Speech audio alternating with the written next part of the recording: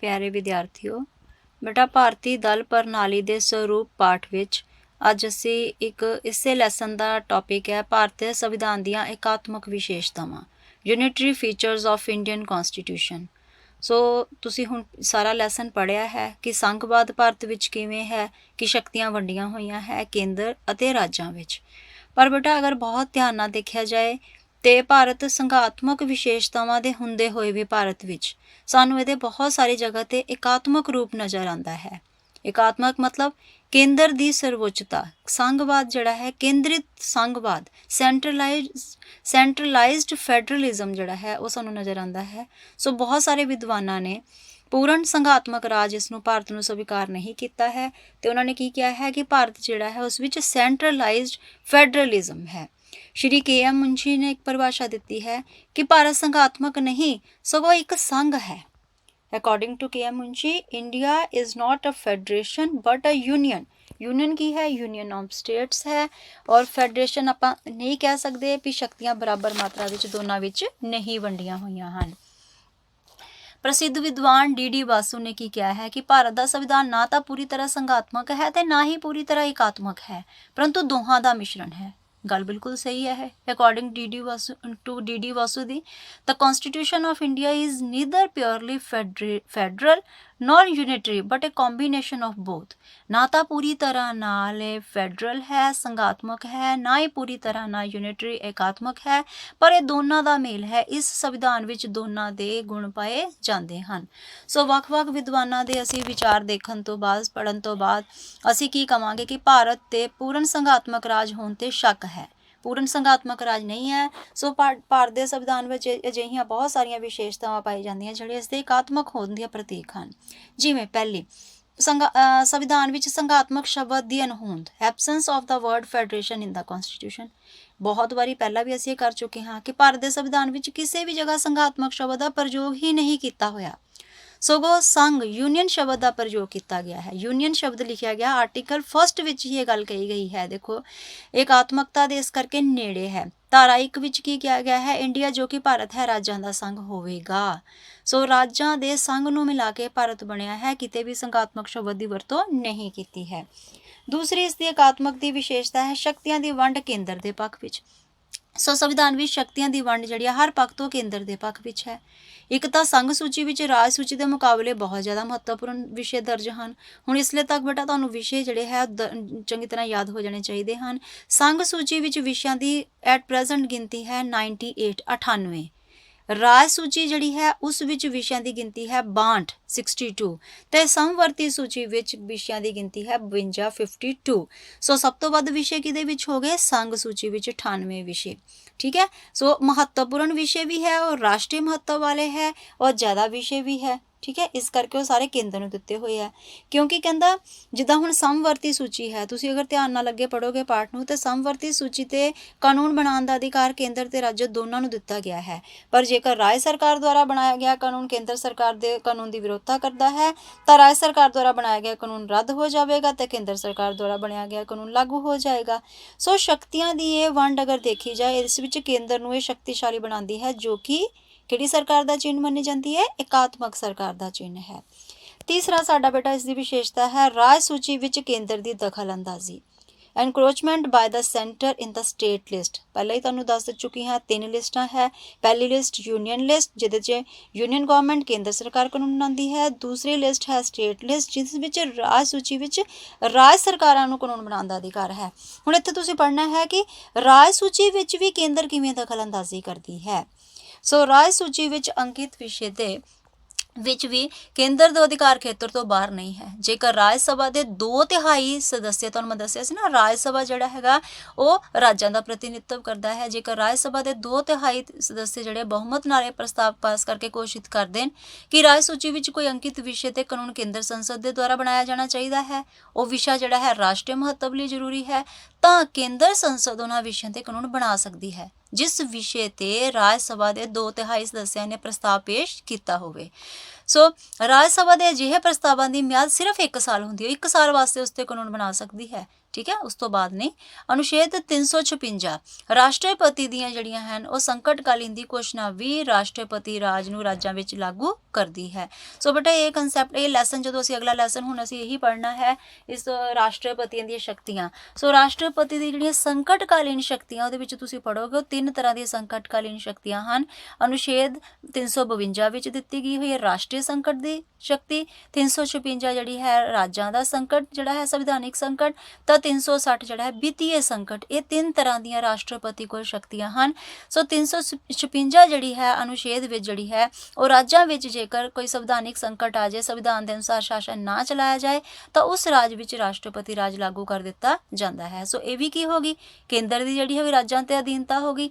ਸੋ ਰਾਜ ਜਿਹੜੇ ਹਨ ਉਹ ਕੇਂਦਰ ਦੇ ਅਧੀਨ ਹੋ ਜਾਂਦੇ ਹਨ ਇਸ ਦੇ ਅਨੁਸਾਰ ਵੀ, ਤਾਂ ਕਿਹੜਾ ਰਾਜ ਬਣ ਜਾਂਦਾ ਹੈ, ਇਕਾਤਮਕ ਰਾਜ। ਤੀਸਰਾ ਆ ਗਿਆ ਸਮਵਰਤੀ ਸੂਚੀ ਵਿੱਚ ਦਿੱਤੇ ਵਿਸ਼ੇ ਦੇ ਕਾਨੂੰਨ ਬਣਾਉਣ ਦੀ ਰਾਜ ਵਿਧਾਨ ਮੰਡਲ ਦੀ ਸ਼ਕਤੀ ਨਾ ਮਾਤਰ।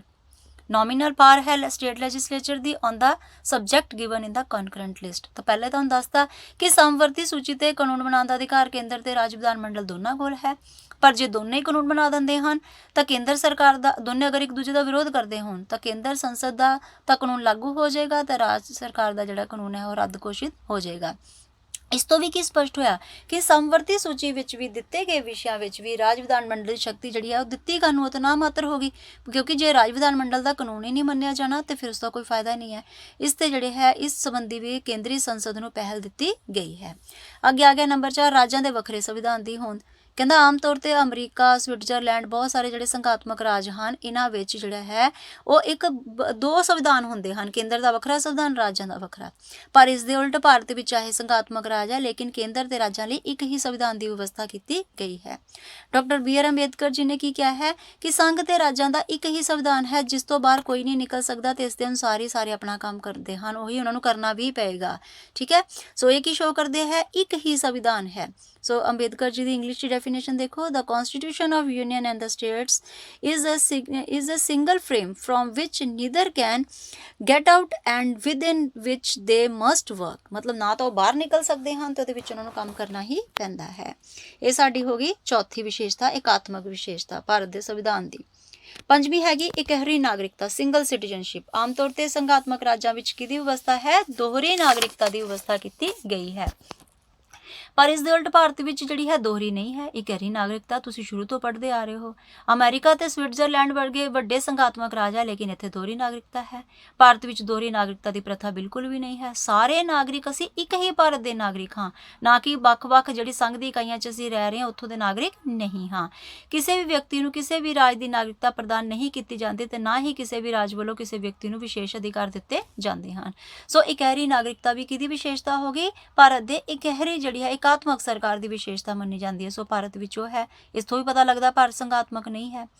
6ਵਾਂ ਆ ਗਿਆ ਇਕਹਿਰੀ ਸੰਗਠਿਤ ਨਿਆਂਪਾਲਿਕਾ, ਸਿੰਗਲ ਇੰਟੀਗ੍ਰੇਟਡ ਜੁਡੀਸ਼ਰੀ।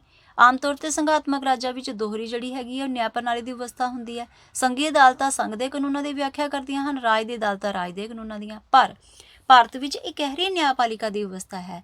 ਸਾਰੀਆਂ ਅਦਾਲਤਾਂ ਹਰ ਤਰ੍ਹਾਂ ਦੇ ਕਾਨੂੰਨ ਦੀ ਵਿਆਖਿਆ ਕਰਦੀਆਂ ਹਨ। ਸਾਰੀਆਂ ਅਦਾਲਤਾਂ ਸੁਪਰੀਮ ਕੋਰਟ ਦੇ ਅਧੀਨ ਰਹਿ ਕੇ ਕੰਮ ਕਰਦੀਆਂ ਹਨ। ਸਾਰੇ ਦੇਸ਼ ਵਿੱਚ ਇੱਕੋ ਹੀ ਤਰ੍ਹਾਂ ਦੇ ਕਾਨੂੰਨ ਪ੍ਰਚਲਿਤ ਹੁੰਦੇ ਹਨ। ਤੇ ਇੱਥੋਂ ਵੀ ਕੀ ਪਤਾ ਲੱਗ ਗਿਆ ਹੈ ਕਿ ਇਹ ਰੂਪ ਕਿਹੜਾ ਹੋ ਗਿਆ, ਇਕਾਤਮਕ ਰੂਪ, ਸੰਘ ਨੂੰ ਜਿਹਦੇ ਵਿੱਚ ਪ੍ਰੈਫਰੈਂਸ ਦਿੱਤੀ ਜਾਂਦੀ ਹੈ। ਅੱਗੇ ਆ ਗਿਆ 7ਵਾਂ ਪੁਆਇੰਟ ਹੈ ਭਾਰਤੀ ਸੰਵਿਧਾਨ ਦਾ ਸੰਕਟ ਕਾਲ ਵਿੱਚ ਇਕਾਤਮਕ ਬਣ ਜਾਣਾ। Constitution becomes unitary during emergency. So ਅਨੁਛੇਦ 352 ਦੇ ਅਨੁਸਾਰ ਰਾਸ਼ਟਰਪਤੀ ਸੰਕਟਕਾਲੀਨ ਸਥਿਤੀ ਦਾ ਐਲਾਨ ਕਰ ਸਕਦਾ ਹੈ। ਤੁਹਾਨੂੰ ਮੈਂ ਪਹਿਲੇ ਦੱਸਿਆ 3 ਤਰ੍ਹਾਂ ਦੀ ਸ਼ਕਤੀਆਂ ਹੈ। ਸੋ ਰਾਸ਼ਟਰੀ ਸੰਕਟ ਦੀ ਘੋਸ਼ਣਾ 352 ਅਨੁਛੇਦ ਦੇ ਅਧੀਨ ਕੀਤੀ ਜਾਂਦੀ ਹੈ।